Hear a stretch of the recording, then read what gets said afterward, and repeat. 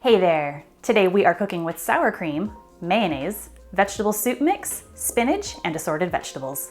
On this episode of What Do You Make of This, I'm going to show you how to make a quick and easy spinach dip. Now, I have to give credit where it's due.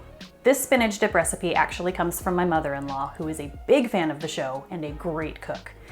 The spinach dip is probably one of my favorite recipes. It's quick, it's easy, and if you bring it to a party, it's sure to be a hit. Let me show you how to do it.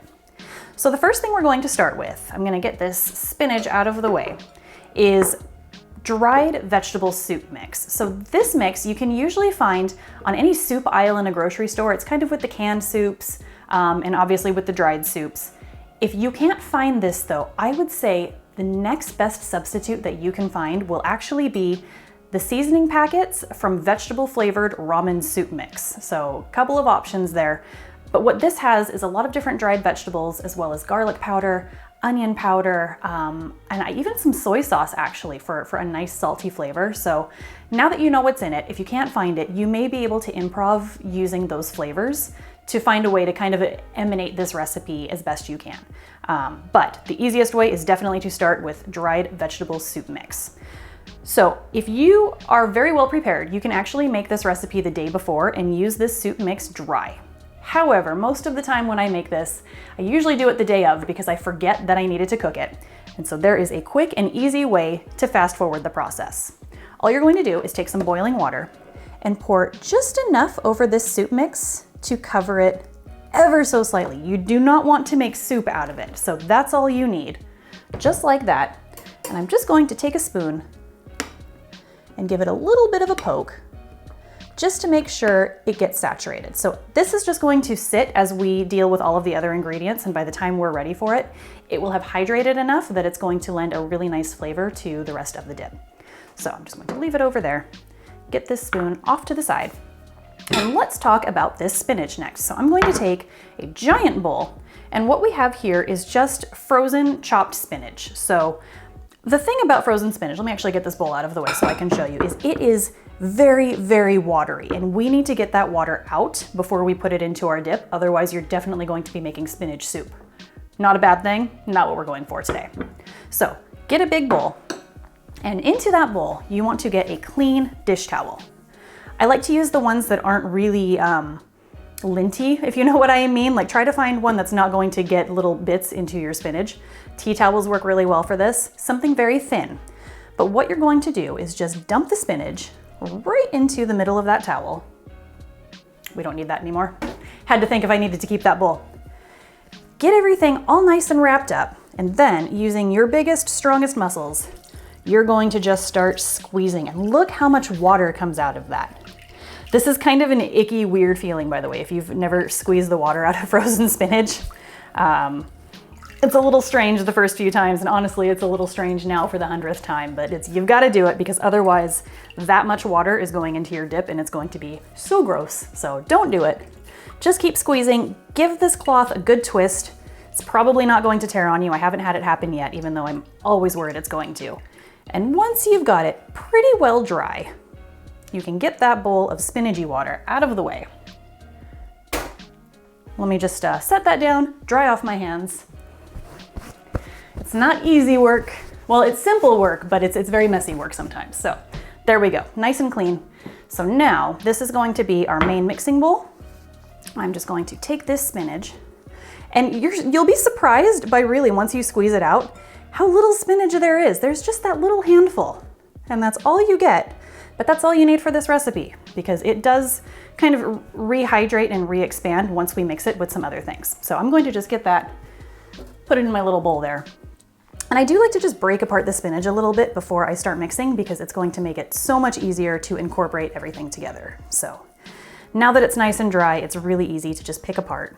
You could do this with fresh spinach, by the way. You just have to steam it and then cool it and then squeeze it, and then you're ready.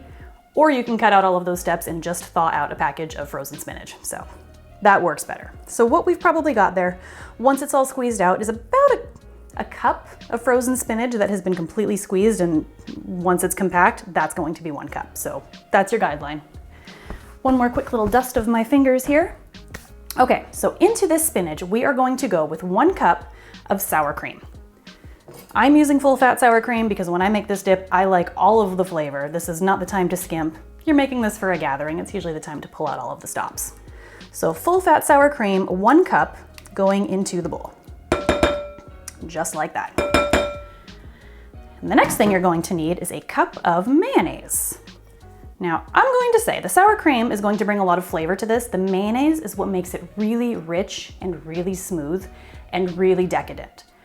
I have tried to slim this recipe down. I have tried to do it with less mayonnaise, with no mayonnaise.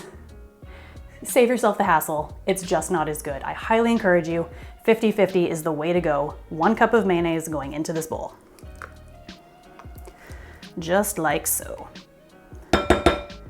So, in the time that it took us to squeeze out that spinach and to scoop in the mayonnaise and to scoop in the sour cream, this vegetable soup mix has now kind of rehydrated. I'm just going to put that down so that we can have a look at this and give it one last poke. So really what it has done, I don't know if you're going to be able to see this too well, but it's basically absorbed most of the water. So there's just a tiny bit of liquid in it. I'm not too worried about that. As long as you don't have a lot of liquid, if you do, I would pour a little bit of that off. Otherwise, again, you're going to be making spinach soup. You also want to make sure it's had a chance to cool down a little bit because you don't want to be pouring boiling hot soup mix on top of this. Like I said though, if you're prepared, you can do it the day before and you're just going to put the dry powdered soup right into this. It will rehydrate as it sits overnight. So that would be your bonus for being well prepared. Actually, I need that spoon. I was about to get rid of it. This is done. Okay, so into the bowl with this vegetable soup base, just like that. And I'm just going to start stirring. That's really, believe it or not, all there is to making a really, really fantastic flavorful spinach dip. So you just want to keep mixing it around until you've really broken up all of the clumps of spinach and everything is incorporated very smoothly. So it's going to look a little soupy at first, but the soup mix actually has just a teeny little bit of cornstarch in it as well. And what it's going to do is as it sits and cools in the refrigerator for a little while, it's going to help it to really thicken and set up. And also, again, because we squeezed all of the water out of the spinach is also going to absorb some of that. So even if it looks a little on the soupy side right this minute, I guarantee you as it continues to sit and chill, it's going to thicken up a little bit. Okay, so I like to just run like the knife edge of my spoon through the middle of the bowl and across, just to help break up any of those spinach chunks. Like I said, that was why it was a good idea to start breaking it apart before we started mixing, because it's just a little less work and it's a delicious dip. It's a great way to eat your spinach if you're not a big fan of spinach. I would almost guarantee you this will change your mind this one time. But you do want to make sure you don't get like a giant clump of spinach when you go to eat some, because then it's not quite so good. You're not expecting a giant mouthful of spinach when you eat spinach dip. You're really expecting like the sour cream, the mayonnaise, and so no unpleasant surprises. So mix this really well. And then just get in there and give it a good stir. Like so. And then the last thing I like to do is just go in with a little bit of pepper. I'm gonna go with maybe 1/4 teaspoon, maybe a 1/2 teaspoon at most. No salt. There is so much salt in the soup mix already. You do not need to add any more. It's gonna be perfectly seasoned just how it is. A little bit of pepper though, just kind of helps to add in an extra layer of flavor. So one more mix.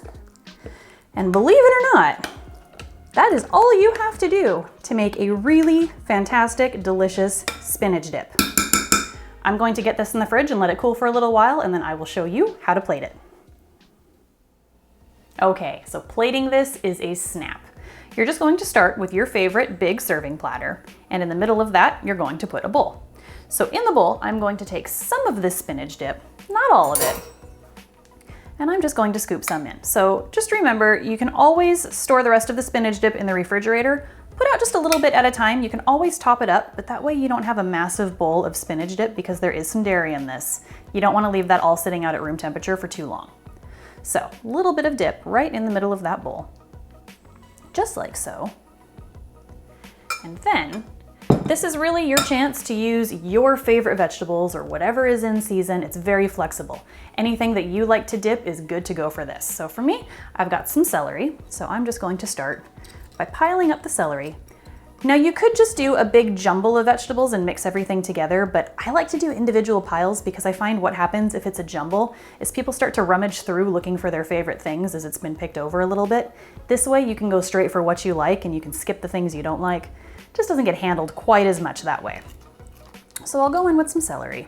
Might not even use it all today, but again, you can always top it up as people start to eat it. It always kind of interests me when I bring this to parties to see what people like to eat the most, so I like to move things around, play with it a little bit. It's usually different vegetables every time just because it's interesting to give that assortment and everybody likes something different. And this is a great way to eat your vegetables. If you are not a big fan of vegetables, give this dip a try. You'll probably eat a lot more vegetables in your day-to-day. Oh, that carrot's gone. It doesn't want to play. That's too bad. Bye, carrot. And then I have got some stringless sugar snap peas. I mentioned in a previous episode, these are my absolute favorite vegetable. I can eat them like potato chips. If it was me, I would just sit and eat nothing but the snap peas for the entire time. They're so good, so crunchy, just a little bit sweet. They're just right. And then I've also got some broccoli. And I cannot stress enough, when you're putting together a platter like this, I love to use prepared sliced bagged vegetables. For me, it's worth that extra splurge because when I'm putting something together for this many people, it's a lot of chopping, it's a lot of washing, it's a lot of hassle. If you buy everything already washed and sliced for you, this is all you have to do is just take it out of the bag and make it look pretty. So for me, worth every penny. Up to you, you can always certainly wash and slice. It's definitely more economical to do it the other way, but when I'm doing this for a crowd, I like to save my time. There we go. Just like that, and we'll save off the other vegetables to just top off later as people eat and enjoy. That's all there is to it, and this is going to be a guaranteed crowd pleaser. And this is the quick and easy spinach dip that I'm sure you'll love. It's also fantastic with chips and crackers. As always, this recipe can be found in the description below. Please like and subscribe for more videos. I'm Jessica. Thanks for watching.